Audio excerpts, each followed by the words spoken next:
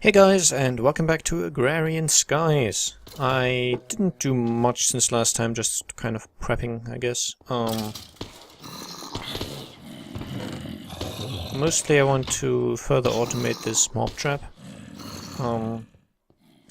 And for that I require the contents of this chest. Well, actually, the bottom bit. Lots of invar, I know. It's how you do it, I guess. Firstly I need an invar block, then I need 3 invar swords, which I can only craft in the middle for some reason. The game is strange that way. Then I do this, and I get 4 invar spikes, which are really great from the extra utilities mod, which is kind of a collection of stuff that you might find useful, basically. And lots of it is useful. And then I just put them down. And they do, well, just what you would expect spikes to do. The mobs land on them and die. And it gives special drops as well. So, I mean, most of these enemies die from the fall damage themselves, but the ones that survive the fall die from the spikes. And for example, you get, I believe you get the mob heads from this, you get the miniature red hearts, which are kind of useful later on. You get ender pearls and all that. So even though the drop isn't high enough to actually kill endermen, I still get ender pearls now from this automatically. And it doesn't destroy drops. So even without the vacuum hopper, these things kill mobs, but they don't destroy items landing on them. So it's not like a lava blade or anything like that. You don't lose any drops.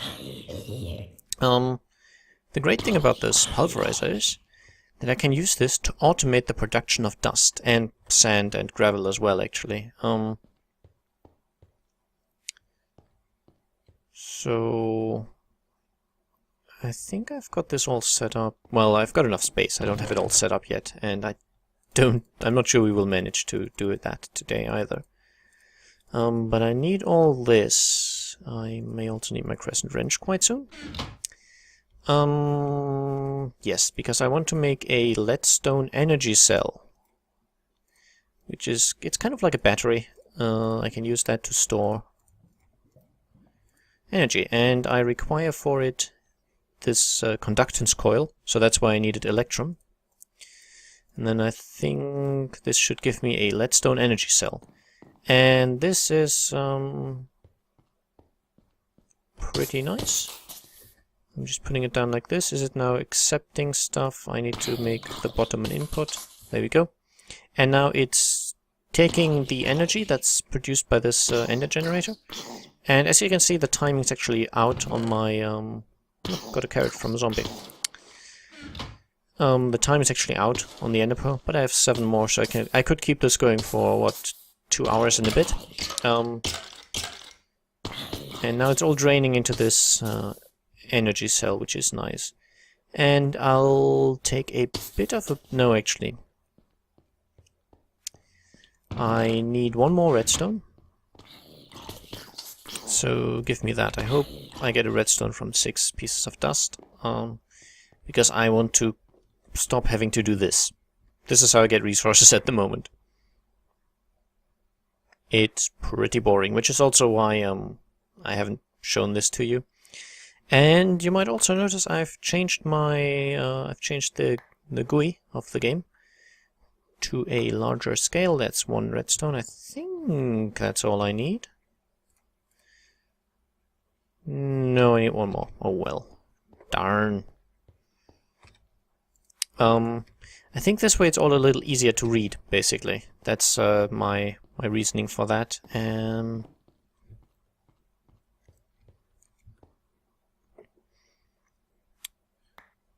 we go. It's fine. Okay, I'll punch this one through as well, so I don't have leftover stuff. I know I need 2 emeralds and 2 diamonds for that thing. I need a piston. So I also need an iron. I need, I think, silver. I need some glass. I need to get rid of all this junk. Okay, I'll clean up in a bit. Yep, I need one of those pneumatic servos. One piston. Actually. Oh, I can make pistons from aluminium as well. Interesting. I can use milk to clean sticky pistons. Also interesting. But not really that relevant. I should have everything now. I do. Oh, I don't have a chest. Okay. And this is a very cool feature. I've kind of been using it without telling you. That's not present in vanilla Minecraft. If I use the scroll wheel on items in chests, I add them to my inventory and back again as I scroll. It's kind of nice. And now I should have everything I need to make this autonomous activator. And this is the holy grail of sieve automation.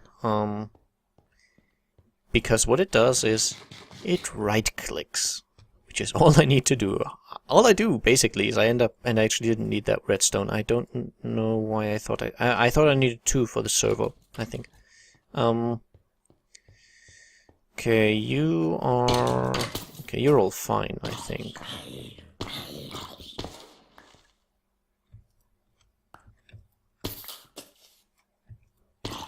There we go. And I believe these generators actually keep their charge. Yes, they do. And the leadstone energy cell, it doesn't have much charge. It holds 400,000 RF. Now I think I can use this to make it into a hardened one, which actually holds 2 million. But I need 4 invar for that. So I'll just need to hook up the whole system again. The way I wanted to do it was like this and like this. And then I need... actually, I need to move it 1 back. I know I had this kind of all figured out. But that doesn't necessarily mean it's all working perfectly from the get-go. Yeah. Is that smart? I think it should be fine. Generator here, conduit here, energy cell here, and then there will be a pulverizer here. And I think I actually need to... can I turn this? I can, okay. And I think I want it so that... Yeah, I mean the fence connects, but that's fine. And I will need 2 more of them set up the same way. Yeah. And then the energy conduits will go like this. So they will receive power from here. From down below in this empty space, one of those igneous extruders will go.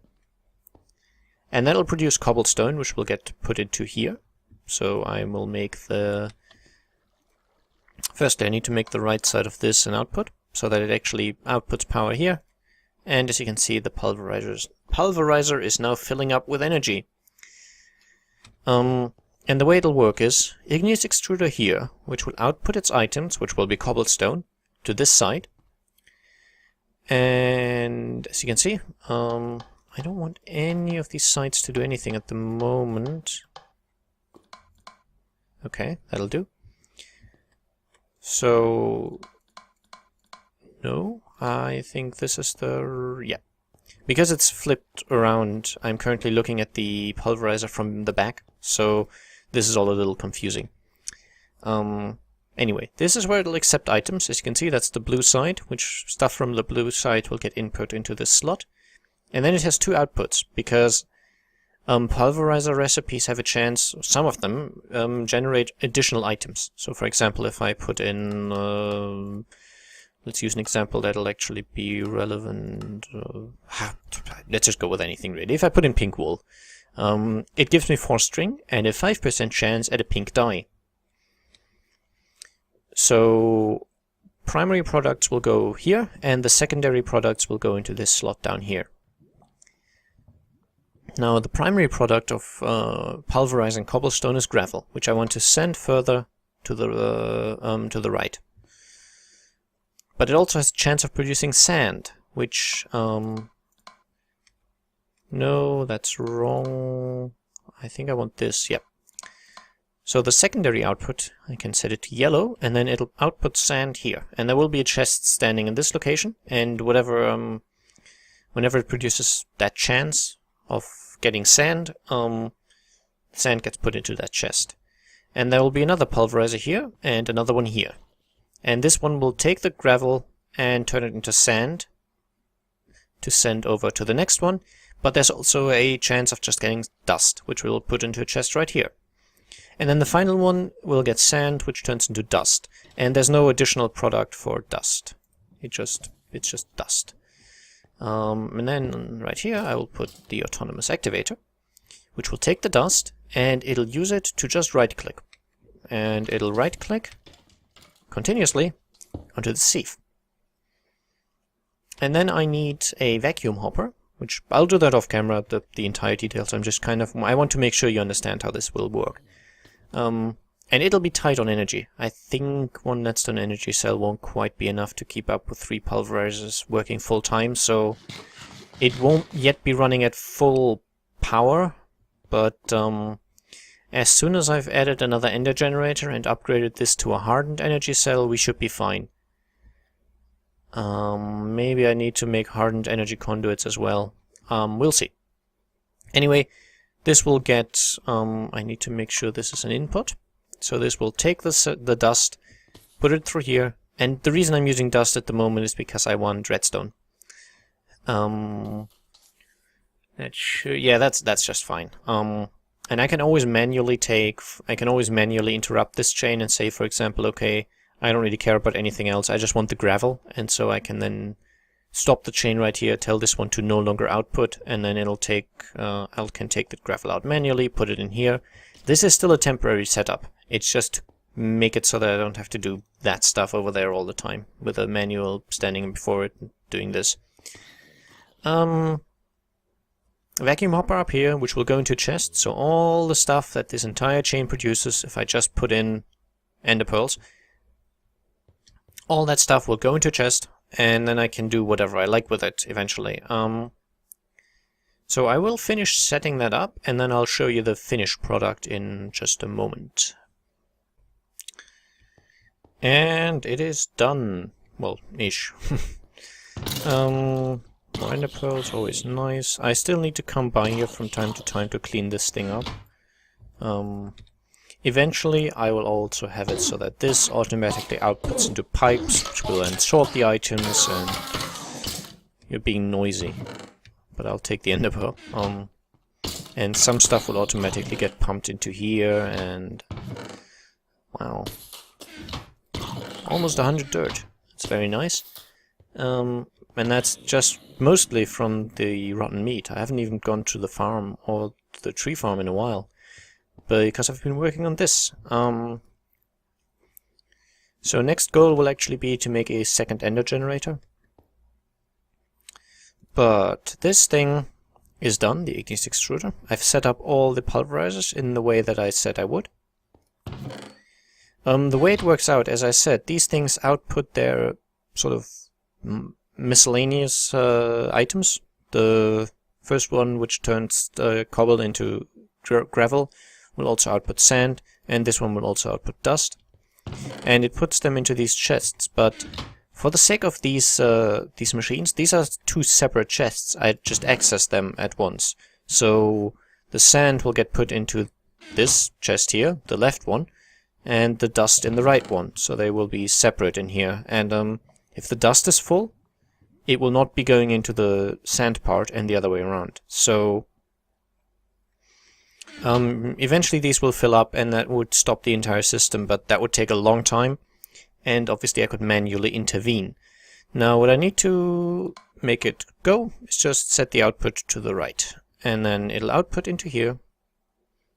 And this will keep doing its thing, which will make this one do its thing, which will make this one do its thing, which will make this one slowly fill up with dust. And this cannot keep up. So as it is right now, the ender pearl generator produces 80 RF per tick, And these things use, I believe, let me just check actually, I think they use 40. So in total that's 120 RF per tick that I'm using, and only 80 I'm generating. So this power cell is slowly running out. And I changed all these into hardened conduits and cells to be able to sustain this setup. Which is not going to be fully permanent, but for the moment it's just fine. And this one, as you can see, fills up because it can't get rid of the dust faster than these are producing it, which means eventually this one will be full, which means this one will back up, which means all the sort of system going back further and further, it will back up. It'll be filled with stuff and can't handle anymore. And at that point it won't be running permanently. The only thing that will be running permanently is this activator, which doesn't require power, which is cool. And so eventually this whole system will not be using 80 RF per tick permanently, 120 RF per tick permanently, because not all of these pulverizers will be running at all time. So I'm not too concerned about it, and there will be some sort of startup trouble, I guess, when this generator is directly supplying these because the cell is empty. But we'll get to that when we get to it, I guess. I think at the moment this one should be draining at 40 RF per tick. And all the items get put into here. I'm currently mostly low on redstone and iron. The other stuff is doing fairly well. Of course, one single chest isn't going to be enough in the long run either. So when I have enough iron and enough gold, I will make these into their upgraded versions.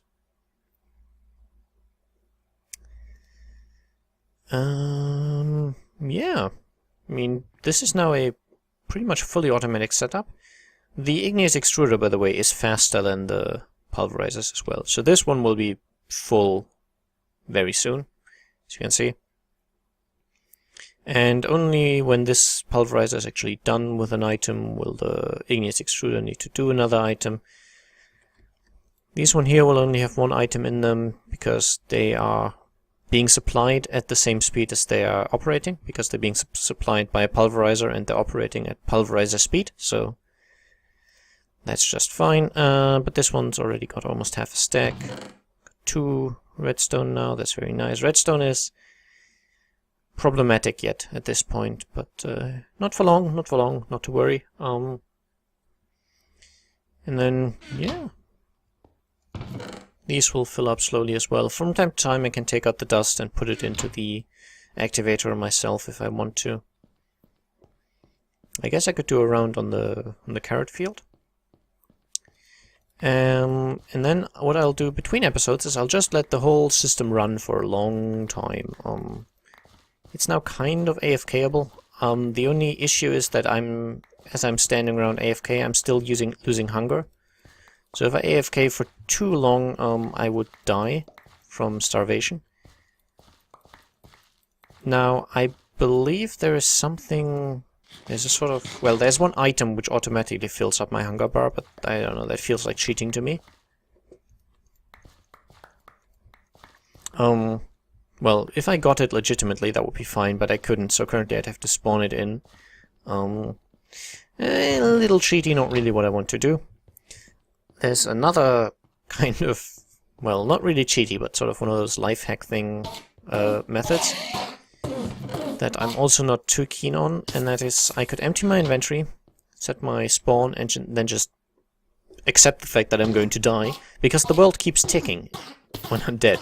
But if I don't have anything on me, there's nothing that'll despawn, so I'm not losing anything by just lying as a corpse on the ground, and all the machines will keep running. So that's another thing I could do, just accept, okay, fine, I'll lose one of my lives, I have fair amounts of those, so that's okay. Not quite sure, I don't think I really want to do that, though. And hey, not doing too badly on this. Yep. I mean, it's slow because of the composting process taking so long, but it's AFK. That's a great thing about this entire thing. You end up sort of starting off doing stuff manually, and eventually it'll all be automatic. So all you do is kind of stand there and watch your stuff coming in, and then you can focus on building new things. Eventually you don't have to worry so much about, oh dear, to build this I need a stack of iron, so I better go grind some iron. You just build it, which is a great thing.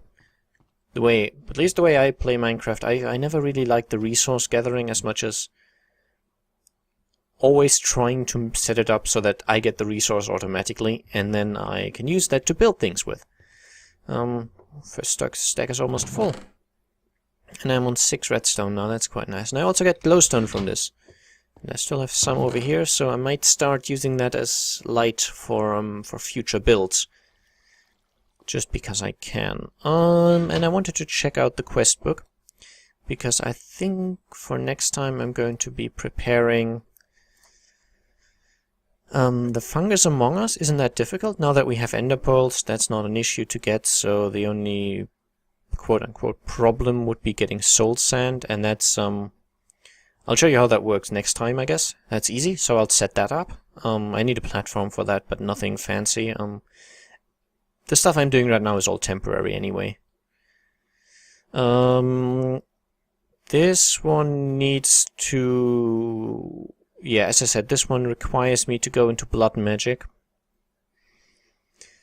I don't want to do that though. So that quest is kind of on the back burner. I want to focus on the technology aspect at this stage, and then we'll get into blood magic later. What I should probably do is, when I feel I have enough redstone, I should switch my setup. So the auto brewer requires a brewing stand, so I need a blaze rod. But there is a sort of...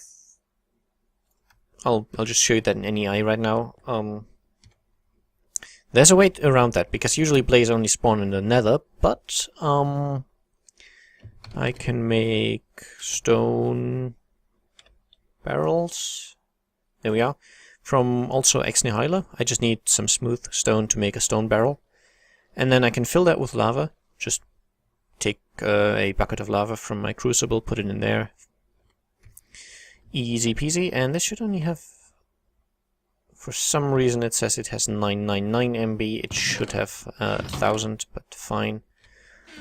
I just, from time to time, I fill this up with more cobblestone to keep having some lava in here, so that whenever I need a bucket of lava, which I need from time to time to make obsidian or to fill this extruder, for example, then I can just go here and I have a bucket ready or two. Yeah, I fill this with lava, and then I need an angry doll, and that's fairly expensive. It requires nether wart, redstone, glowstone, and blaze powder, and all of this I can get in the overworld. The nether wart I get from sifting soul sand, and next time we'll also see how to get soul sand. And then I need a precious doll, which is just this clay stuff and either diamonds or emeralds, which again I can get from gravel, so those are all available. And if I put an angry doll into a barrel, into a stone barrel full of lava, it will spawn a blaze, which I can then kill, to at least have a chance at getting a blaze rod. And they do drop quite well, so... The last 2 times I always got my blaze rod on the first blaze I killed. If I'm unlucky, I might need more than one.